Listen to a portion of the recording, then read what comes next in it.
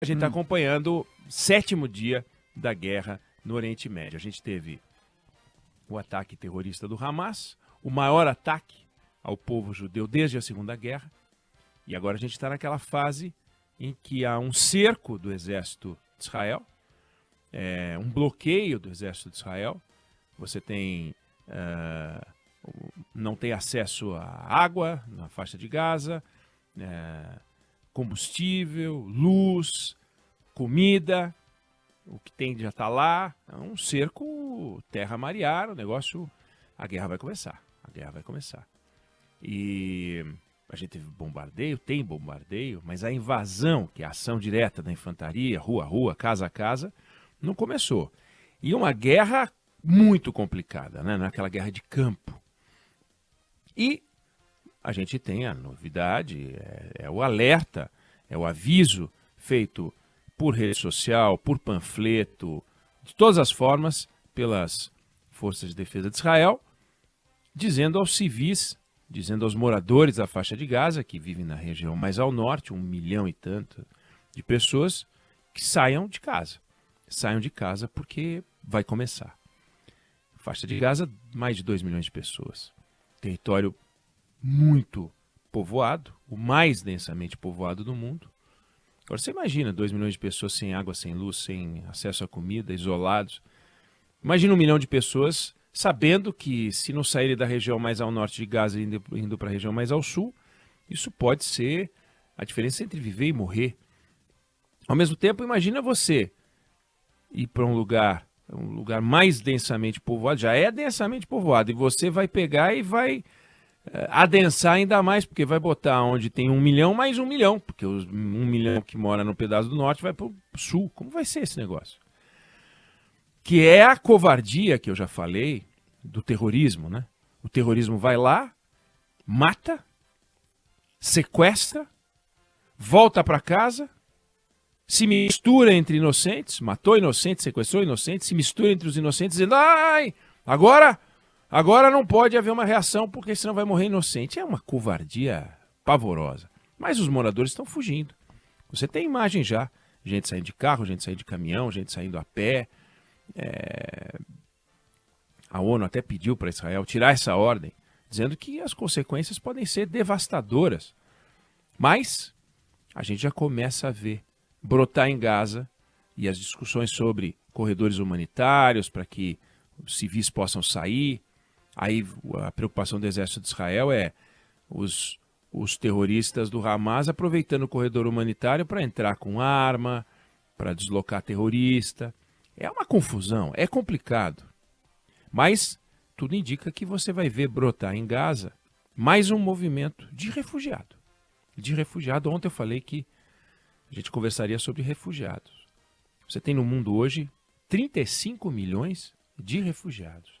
35 milhões de pessoas refugiadas. A maioria deixou a Síria, 6 milhões e meio. Olha que loucura, 6 milhões e meio de pessoas.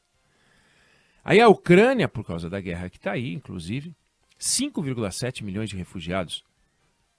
Também o Afeganistão, 5,7 milhões de refugiados. A Venezuela aqui, 5,4 milhões de refugiados. Olha que loucura! A guerra da Ucrânia produziu o maior movimento de refugiados desde a Segunda Guerra, pela velocidade, 200 mil todos os dias. A maior parte indo para a Polônia. A Síria demorou 4 anos para atingir o número de refugiados que a Ucrânia produziu em 1 ano. A ONU já considera a crise de refugiados a crise humanitária mais complexa, mais intensa do nosso século. E existe uma diferença muito grande. Todo mundo conhece um estrangeiro, né, na sua cidade. Existem vários descendentes de estrangeiros.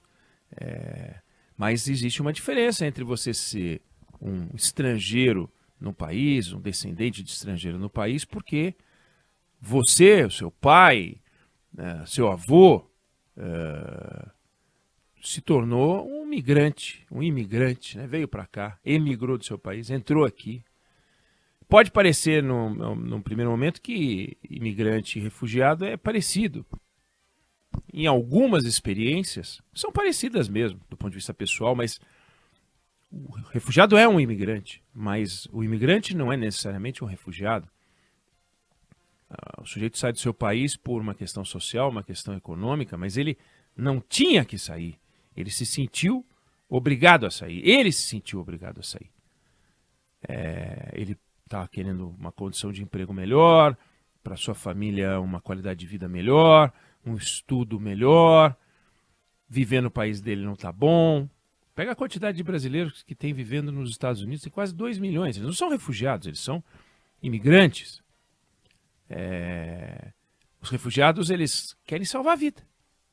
Eles são forçados a sair porque correm risco de morrer. Perseguição religiosa, perseguição política, perseguição de qualquer tipo. E conflito armado, guerra civil, guerra, organização criminosa. Aí eles têm que deixar a casa, e sai, a casa fica. Não é que ele vende, vamos vender tudo e... Como vende? Não dá para vender. Não tem para quem vender, ninguém vai comprar. O país está em guerra. Aí sai de casa, deixa os amigos, deixa a família mais ampla, né? Deixa as raízes, deixa o trabalho. O objetivo é salvar a própria pele. Pega o documento, pega o dinheiro que dá e tchau, e vai. E uma mala, quando dá. Aí muitos deles conseguem entrar num país vizinho, próximo, outros ficam em campos de refugiados. Desculpa. Tem vários campos de refugiados no mundo. Um deles, que fica em Bangladesh, tem mais de 1 milhão de pessoas. Mais de 1 milhão de pessoas vivendo num campo de refugiado. Falta água, falta comida, falta remédio. Quer dizer, ele sai da possibilidade de morrer para a sobrevida, no seu sentido mais estrito, sobrevida. Então você tem lá em Bangladesh uma mega favela de refugiados de Mianmar, pertencentes a uma minoria muçulmana, ameaçada de morrer. Então ou eu morro ou eu vivo desse jeito. Aí eu vou viver desse jeito. E é complicado. Nós estamos falando do campo de refugiado, que é uma loucura. Mas vamos lá, consegue ir para um país, faz um pedido para ser aceito como refugiado, é aceito como refugiado, e você tem muitos países aceitando refugiados. Agora, o refugiado não tem vida fácil, eu falei do campo, mas só 1 em cada 4 conseguem ir para um país que é melhor do que o seu, para valer. A maior parte fica em países de média renda, baixa renda. Então você pega do total de refugiados no mundo, 1 em cada 6 vive em países tipo Uganda, Etiópia. Ele sai do Sudão do Sul e vai viver na Etiópia, em Uganda, no Chad. Aí você pega 1 em cada 4, estão vivendo no Irã. Grande, um país que recebeu muitos refugiados. 3,4 milhões de refugiados estão no Irã. Turquia, 3,6. Colômbia, por causa da Venezuela, 2,5 milhões de refugiados. Quando o cara vai para a Colômbia, é um país mais arrumado até. E só 1 em 4 vão para um país de alta renda. Vida difícil. Aí chega no país e renda. Como é que ele faz? Como é que ele vence a barreira do idioma? Como é que ele reconhece ou vê reconhecidas suas habilidades profissionais? Eu sou engenheiro. Não tem nem documento. Ele não tem documento. Como é que ele faz? Eu sou engenheiro. O diploma. É uma dificuldade. Quem é que vai contratar um engenheiro refugiado que não tem como provar que é engenheiro, mas é engenheiro? Às vezes ele só estava salvando a vida, não conseguiu pegar nada. Então é muito complicado. Muito trabalho na informalidade. Pega no Brasil. O Brasil não é um país que tem tantos refugiados assim, comparado a outros países. Não se destaca. O Brasil não se destaca definitivamente aqui. A gente não tem 100 mil refugiados vivendo aqui. Um número bem menor do que isso. A Colômbia tem 2,5 milhões, né? Olha a diferença. Aí o trabalho é na informalidade. Aí tem gente vivendo do jeito mais dramático, apesar de ter uma boa formação, seu país de origem. Onde eles moram? Áreas marginalizadas, debaixo do crime organizado. Quer dizer, ele sai da possibilidade de morrer para um lugar que tem o crime organizado. Aqui no Brasil, por exemplo. Risco de insegurança. Muitos casos de violência.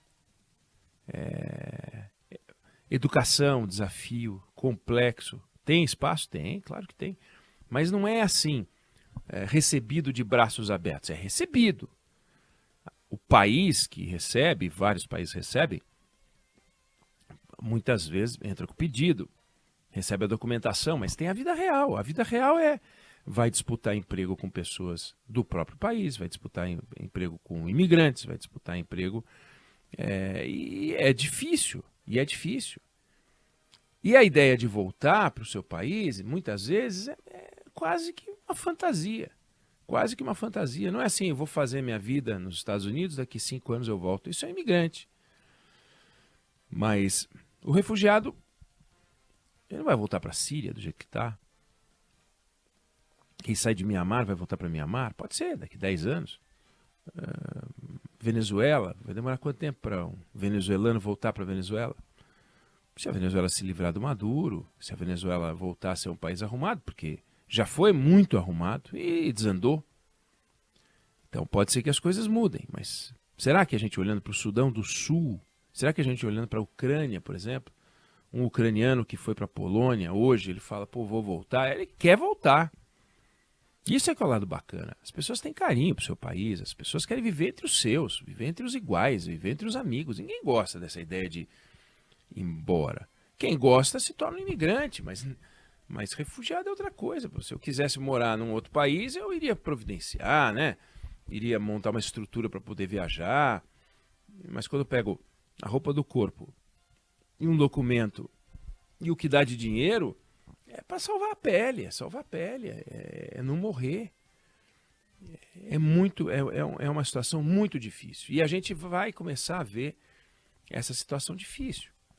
Porque, obviamente, o objetivo de Israel não é eliminar as pessoas que estão lá, então, mas num ambiente altamente violento em que o objetivo de Israel é acabar com o Hamas. O que o Hamas vai fazer e qual é o compromisso do Hamas com a vida, a gente já viu qual é o compromisso do Hamas com a vida. Nenhum. O outro não existe. Então, se o outro não existe, os civis da faixa de Gaza querem sair, correm risco. Então, eu acho que era importante a gente ter essa dimensão do que é o refugiado. 35 milhões de pessoas.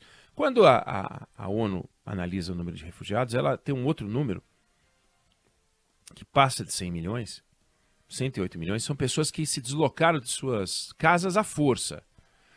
Mas estão dentro do mesmo país, trocaram de cidade, por exemplo, se o pessoal da faixa de Gaza do norte for para o sul e ficar lá um tempo, vai ser contabilizado. 1 milhão de pessoas, por exemplo, deslocadas, mas ainda não são refugiados.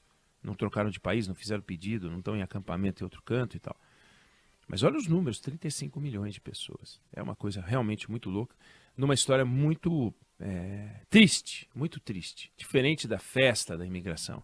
Aqui é muito triste, ninguém queria estar passando por isso. Eu não sei se você concorda ou discorda, mas essa é a opinião que eu tenho sobre o assunto.